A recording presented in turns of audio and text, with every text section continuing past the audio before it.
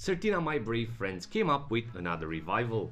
They recently launched the DS Chronograph Automatic 1968, which is a modern version of the Argonaut Chrono 200 meters diver.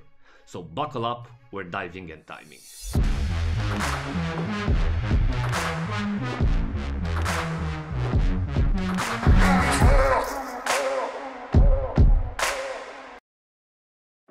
Today we have the chance to look at the Certina DS Chronograph Automatic 1968 in detail, a crossbreed between the accuracy of a chronograph and the robustness of a diver's watch. We've discussed in the previous episode about the 60s trend to integrate multi-purpose functions into a single one. In this case, we cannot spot a tachymeter scale, assuming that the original model was dedicated to time the diving activities rather than the land ones. And as mentioned, the DS Chronograph 1968 is an almost perfect reincarnation of the iconic and unusual Certina Argonaut Chronograph, but automated, upscaled in proportions and reimagined in modern materials and finishings.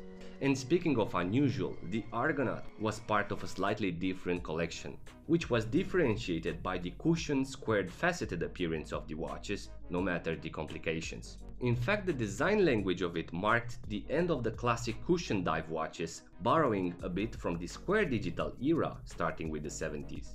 The vintage Chrono 200 meters was probably the most important model out of the Argonaut collection because of the chronograph complication and the diving purpose of it, being equipped with a rotating bezel and diving capabilities.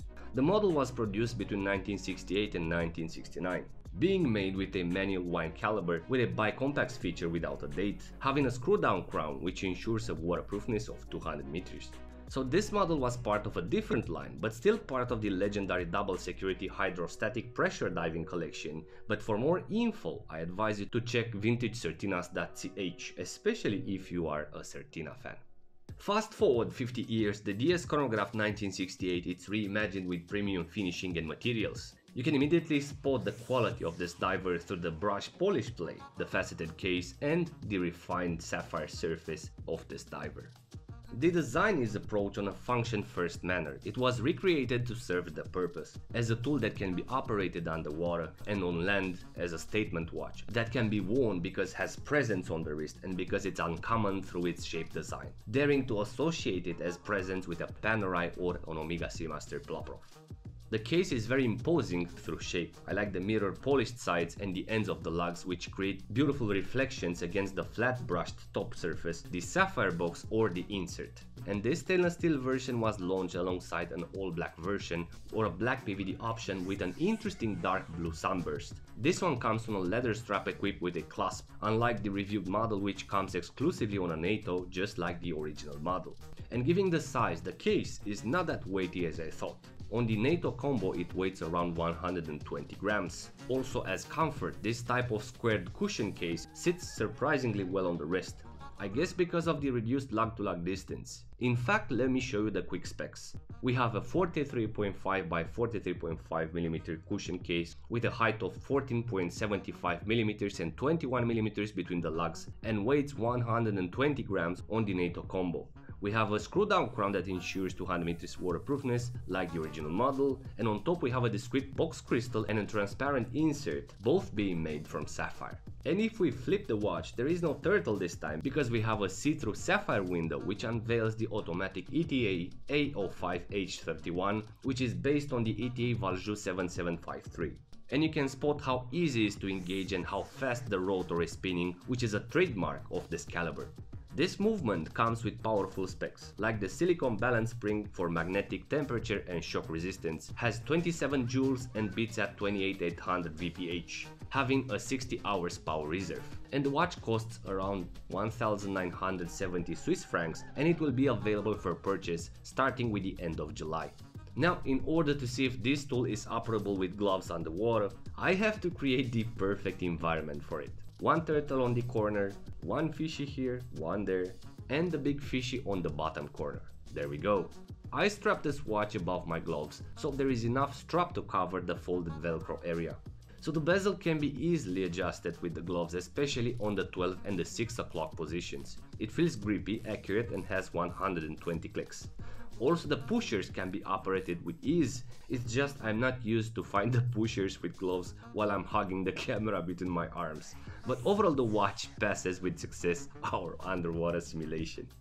Now moving to the strap, these new Tide Ocean Materials Nato straps are very good, flexible and comfortable. And this striped fabric does not scratch or irritate the skin, and quality-wise complements the watch case, also the brand. However, I would wear this Chrono-Diver on a solid rubber strap, potentially an isoframe without a taper, that would complement the tonneau squared appearance of the case. The dial design and the color accents are faithful to the original one, with small exceptions. Starting with the grain matted surface of the dial, the birded subdials and the discrete concentric circles inside of them. There is an interesting 45-minute indicator highlighted in orange on the 30-minute subdial. It is marked with a purpose, but I can't find a relevant explanation for this and it annoys me. I think it was added to highlight better the fact that you can use the 5-minute increments, maybe as a yachting timer, or why not use it for soccer games. But if you know more about this, please let me know. Now, the most noticeable thing on this diver is the secondary orange accent that forms the minute indexes, which are positioned on the left and on the right hand side of the loomed markers. And this type of accent with loomed markers outlined in orange was used on the special edition DS2 Super PH500M used on the Tektite project, obviously being a feature to increase the legibility, ensuring better focus on the markers. And in the actual model, for sure there are no reasons to be missed because proportion wise they are very generous. In terms of legibility, Certina is offering here good areas of Lumoplite. We have the classic blue Superluminova on the hours, the minute hands, the markers, but most of the lume as intensity we can find it on the triangle from the bezel. And the lume triangle is indeed imposing compared to the rest of the loomed accents. And in regard to the Superluminova or the BGW9 tone, I prefer the blue incandescent loomed better because it brings the watches closer to their purpose, to the sea. This was actually the reason why I fell in love with the Hesalite DSPH200M model. The baton hands are very cool and unique because you can't find these days so many reissues with such thick balanced hands. They are finished in a lacquered white and we can spot the finishing level on the reflection of the chronograph hand when it overlaps the minute and the hour hands. The bezel is as well an important highlight of this watch. The modern sapphire insert covering the vintage-inspired minute markers, offering a contradiction and a refined experience in the same time. The vintage model had as well the same appearance, but the transparent material was covered on an acrylic insert, most likely not in sapphire. And I leave this video with a small regret, because the vintage Argonaut Diver wasn't a popular project being produced for only 1 year.